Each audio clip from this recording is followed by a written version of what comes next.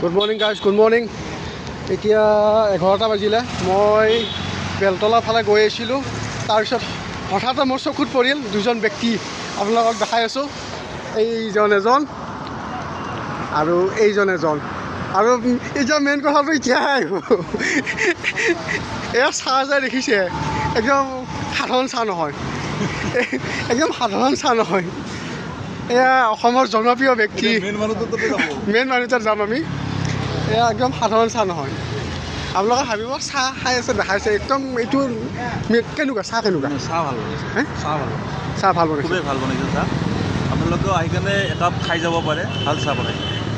আৰু মানে এতিয়া চাহটো ভাল, মানে চাহটো কোনে বনাইছে সেইটো এটা কথা বাৰু দেখাব আজি যে, কিন্তু চাহটো ভাল বনাইছে ফাৰ্ষ্ট কথা। আৰু সেই মানুহটো চাহ বনাইছে কাৰণে যে ভাল হৈছে সেইটো নহয়, চাহটো ভালে অৰিজিনেলি ভাল। সঁচা, ময়ো খাইছোঁ, ভাল পাইছোঁ। অ' ৰূপদা, কিবা ক'ব? হা, ক'ত চাহ খাই আছে আপুনি? হা, এইজন সেইজন ব্যক্তি। চাহৰ ওচৰত আহিলোঁ। শুকুৰ ভাই, এবাৰ হাই কৰি দিয়া দৰ্শকক।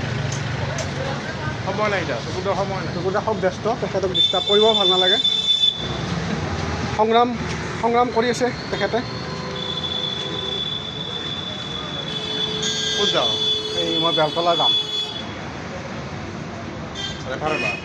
চাব পাৰে। মই এতিয়া এই শুকুৰ ভাই আপোনাক দেখাই আছোঁ। শুকুৰ ভাই খুব চাহ বনোৱাত ব্যস্ত, নিজে বনায় তেখেতে। আৰু আপোনালোকেও আহিব, শুকুৰ ভাই হাতেৰে একাপ চাহ খাই যাব। শুকুৰ ভাই এছিষ্টেণ্ট আহিছে, আবিৰ্ভাৱ হৈছে হঠাতে। এই চকুৰ এটা কথা কওঁ।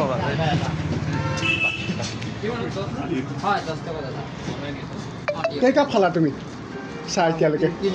3 কাপ। দেখিলে আপোনালোকে, মানে ইমানেই ভাল হৈছে, তেখেতে 3 কাপ চাহ খালে।